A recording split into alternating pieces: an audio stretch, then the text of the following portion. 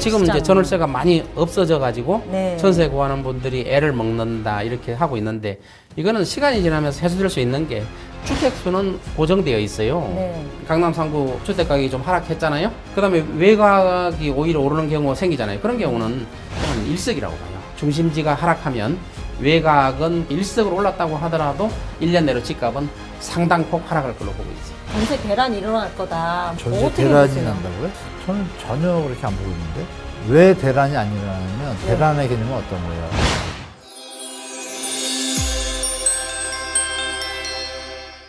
네, 박사님 안녕하세요. 네, 안녕하세요. 네, 지금 시장에 또 화두가 전세 매물 급감이거든요. 지금 이제 시장은. 전월세가 많이 없어져 가지고 네. 전세 구하는 분들이 애를 먹는다 이렇게 하고 있는데 이거는 시간이 지나면서 해소될 수 있는 게 주택 수는 고정되어 있어요. 네, 그렇죠. 고정되어 있는데 고정된 주택 수에서 전세가 급감한다. 이거는 장기적으로 가면 해소가 된다고 봐요. 그 주택 수는 똑같거든요. 누군가 들어가 살 거 아니에요. 다주택자를 다 없애면 남아있는 주택은 누군가 그 집을 사든지 아니면 전세를 살 거 아니에요. 우리나라에 지금 보유만 하고 네. 실거주하지 않는 분들, 서울시내 같은 경우에 서울시내 전체 주택 중에서 한 20% 정도 된다고 그래요. 그게 한 83만 가구인가 이 정도 될 거예요. 83만 호 중에서 한 40% 정도가 서울시내 다른 지역에 살고 있어요. 근데 그분들이 실거주한다고 들어오잖아요. 네. 그럼 그분들이 살고 있던 집은 어차피 전세 나올 거 아니에요. 살고 있던 집이요. 네. 네. 살고 있던 집을 비워놓고 오지는 않잖아요. 네. 살고 있던 집에 누구나 들어와 살 거 아니에요. 그러니까 같은 서울 시내에서 세금 폭탄을 피하기 위해 들어오면은 그 집은 또 비잖아요. 그러니까 생각만큼 전세가 줄지는 않을 거다. 물 줄긴 줄어요. 줄긴 줄지만 그게 들어왔을 때 그 빈 집은 또 누군가가 전세로 또 채워질 거다. 네. 공급은 두 가지가 있잖아요. 하나는 네. 신축을 해서 공급하는 것. 네. 또 하나는 기존에 가지고 있던 분들이 내놓는 것. 네. 그게 바로 다주택자들이 매물 내놓는 거죠. 네. 이것도 공급이잖아요.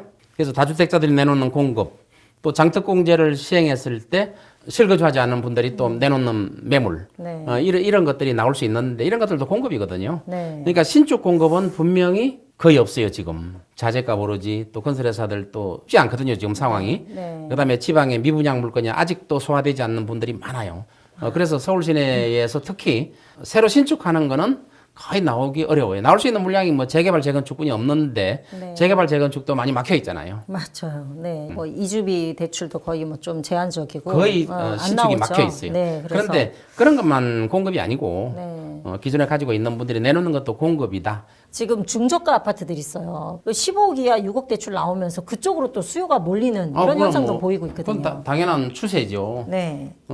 강남에 다주택자들을 팔려고 유도한 거는 폭등이 너무 많이 돼가지고 거품이 너무 많이 꼈으니까 정상화 시키려고 하는 거고 정상화 시키려고 매물이 많이 나오니까 강남 3구 주택 가격이 좀 하락했잖아요. 그 다음에 외곽이 오히려 오르는 경우가 생기잖아요. 그런 경우는 중심지에 집을 팔고 외곽으로 나가는 수요도 있을 거고 또 무주택자들이 야, 그 15억 이하는 6억까지 대출을 받을 수 있을 거야. 6억 받아서 또 사는 분도 있을 거고 이런 분들 때문에 외곽이 조금 오르는 현상이 생겼죠. 네. 그러나 외곽이 오르는 거는 저는 일석이라고 봐요. 중심지가 하락하면 외곽은 거기에 따라서 일석으로 올랐다고 하더라도 떨어질 수밖에 없다. 이렇게 보고 있죠. 네. 그러면 앞으로 집값 방향은 어떻게 보세요? 집값 바람은 하락한다고 봐요. 왜냐하면은 보유세 개편 정책, 또 장기 보유 특별 공제 폐지 이런 것들을 시행하면은 1년 내로 집값은 상당폭 하락할 걸로 보고 있어요. 중심지뿐만 아니라 외곽까지. 오늘 한문도 교수님 모시고 네. 말씀 나눠보겠습니다. 전세 대란이 일어날 거다. 전세 어떻게 대란이 보세요? 난다고요? 저는 전혀 그렇게 안 보고 있는데. 네. 지금 전세 끼고 뭐 갭투자 이런 것도 안 되니까 전세가 오르고 월세로 뭐가 급감을 해요? 튀어간다. 이래서 월세 오른다.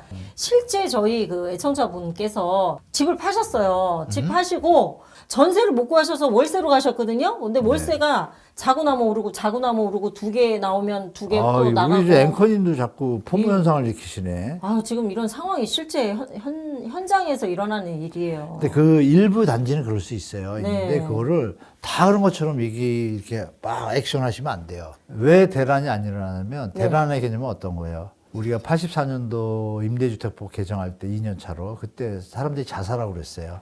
그게 대란 수준인 거고. 예?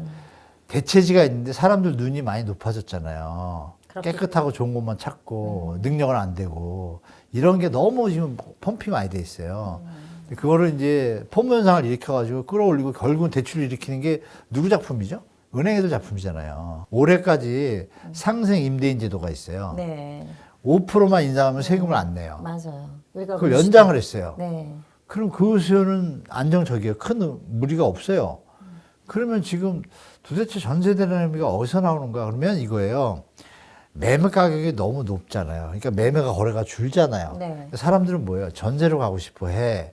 근데 전세로가 딱 맞춰질 때 주인이 여기서 업핑을 할 때 5%에 아닌 사람들 있잖아요. 뭐 난 더 올릴 거야. 2020년에 했잖아요. 네, 그런 일이 있었어요. 2020년, 네. 21년에 계약할 네. 때 사람들이 가격을 올려서 다 했잖아요. 네. 그 사람들이 작년 2025년, 26년에 갱신하는 사람들이 많잖아요. 네, 맞아요. 요 세대들이 지금 문제가 되는 거예요. 근데 갱신이 지금 30% 정도 돼요. 전체 구조를 보니까 왜 연도로 따지면 4년 하면 20에서 30% 나와요. 네.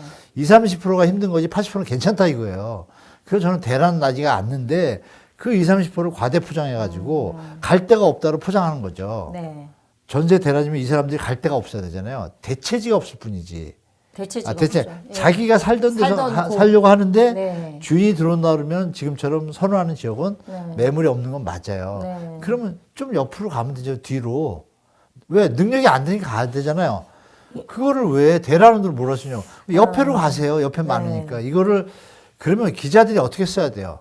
거기에 매물이 없으면 옆 단지들은 전세가가 이렇고 약간의 풍선이 있지만 여기보다는 저렴하다. 많이 멀리 가야 돼요, 교수님. 이 인접 지역은 거의 비슷한 상황을 아니, 보이고 있어요. 만약에 마포다, 여기서는 이 인접지도 다 금액이 비슷해요. 그러니까 네. 내가 돈이 없고 전세자금 대출도 많이 이제 제한이 됐잖아요. 이러다 보니까 그러면 이분들은 좀 멀리 가셔야 돼요. 그 근처로는 또 못 가시는 상황이 돼요. 멀리 가셔야 되면 어쩔 수 없는 거잖아요. 대란이라고 할 수는 없고. 네. 그러니까 이렇게 제가 드릴 말씀은 뭐냐. 네.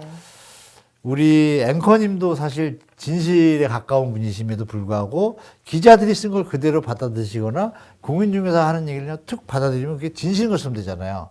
저처럼 팩트를 체크하는 사람은 네. 그렇지 않다는 걸 너무 아는 거예요. 중요한 건 대한민국의 팩트 체크라고 기사를 쓰는 기자들이 거의 없다. 이거는 여러분도 다 아실 겁니다. 그죠? 결론은 그렇습니다. 네. 전세 대란이 난 것처럼 말씀하셨지만 실상 그렇지 않다. 여러 가지 상생 임대 제도라든지 실제로 물론 뭐 특별히 선호단지들은 네. 없습니다. 없으니까 그거는 어쩔 수 없잖아요. 네. 자기가 능력이 안 되니까 그 다음으로 가면 되죠. 그게 무슨 뭐 쫓겨나는 것도 아니고 네. 그게 마치 뭐 내일 죽을 것처럼 이렇게 표현하는 기자들이 문제라 이거죠. 네, 네. 살 때는 분명히 있다. 죽어도 뭐 전쟁이라도 땅이 거래가 될 정도로 부동산은 무조건 필요합니다. 필요한데 자기 현실에 맞게 또 스텝바이 가시면 돼요. 가서 돈 모아서 또 오시면 되고. 저는 그렇게 우리 기자분들이 몰아세우지 말았으면 좋겠어요. 마치 내일 죽을 것처럼 그런 느낌이잖아요. 전혀 아닌데 생명이 지장 없습니다.